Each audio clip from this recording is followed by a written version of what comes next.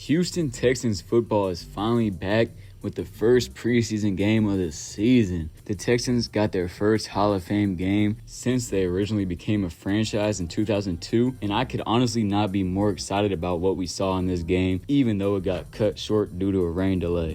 I'm not even going to waste your time with a long intro because it's only preseason. Let's get straight into it. The first thing that caught my eye in this game was Jare Agunbowale's ability to maneuver in tight spaces. I quickly saw what people were talking about in training camp, and I see why he started out this game as the running back, especially with Dameon Pierce being sidelined because of Joe Mixon's injury. Tight end Tegan Quinteriano also made a huge splash in this game, and honestly, if he didn't get injured early in this game, I think the main conversation would be about Brevin Jordan and how his spot is up for grabs. But sadly, he did get carted off in this game, and we didn't see him again.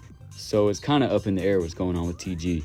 Another thing in this game that became increasingly obvious, if it wasn't already, was Davis Mills is one of the best QB2s in the league. If we didn't see enough from him in the Browns game, I think we definitely saw plenty here to secure him that QB2 spot and maybe even get him an extension being our backup QB of the future if that's what he would like. On a much more exciting note than Davis Mills though, Kalen Bullock looked absolutely amazing in his preseason debut, and honestly I feel like he was trying to put the critics to bed early with the tackling concerns.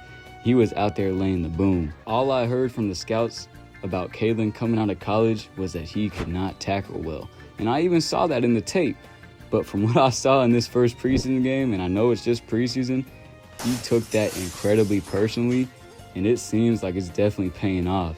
He even forced a fumble in this game, which was an amazing play. But in the future, I think me and many other Texans fans would like to see him play through the whistle instead of celebrating a little too early. But it's his first game out of college, so that's to be expected. I think a more underrated part of this game was the O-line play. From the beginning, I was seeing drastic improvements in the run blocking, and it seemed like we were really creating a push with our O-line. Something we definitely struggled with last year, and I think we definitely looked competent in pass protection as well. This is our second stringers for the most part on O-line along with Kenyon Green, and I think if anything, it shows the amount of O-line depth that this team possesses, and that's a very important thing for a team looking to make a run in the playoffs. The two stars on offense were most definitely Xavier Hutchinson and Cam Akers. I'll start with Xavier Hutchinson because I think he's been a very underrated piece of this Texans team since he's been drafted. I know a lot of Texans fans weren't Mechie, and I'm going to be honest, I think I might take Hutch over him if it comes to that. I personally believe that we're going to cut Skoranek and Woods and keep both of them, but if it comes down to it, I think y'all saw in this game just a little bit that Hutch might have a little something on Mechie. Now, obviously, team chemistry-wise, I think Mechie is definitely the winner.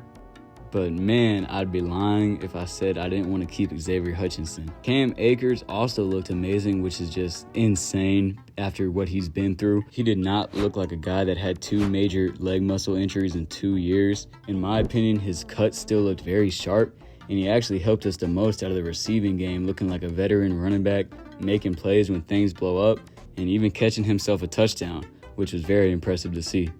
That's in contrast with Jahar Jordan, who we didn't get to see much of, and honestly, I was a little bit disappointed because of that. Flipping it to the other side of the ball, there was many times our corners got caught lacking.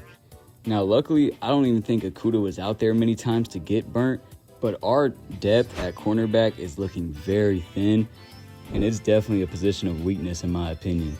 If you saw the game, you saw the many times our corners were looking silly out there, and I'm going to hope that once Sting and once Kamari Lassiter and once Okudah are out there, it'll look different, but this worries me. The last thing that I'm going to talk about that caught my eye for sure was our new punter, Tommy Townsend. Man, he can boot the football, man. I was getting flashbacks of Shane Leckler, I swear. It makes me very happy that the Texans have a dominant punter again. No offense to Mr. Johnston, but the balls are coming off of Tommy Townsend's foot a little bit differently, I feel like, and it was beautiful to see. Really made me happy. Let me know if there was anything that I missed in this game. Leave it down in the comments below, and as always, if you enjoy this video and you want to see more video coming up in this season, subscribe down below, and yeah, man, hopefully we have a great season. Peace.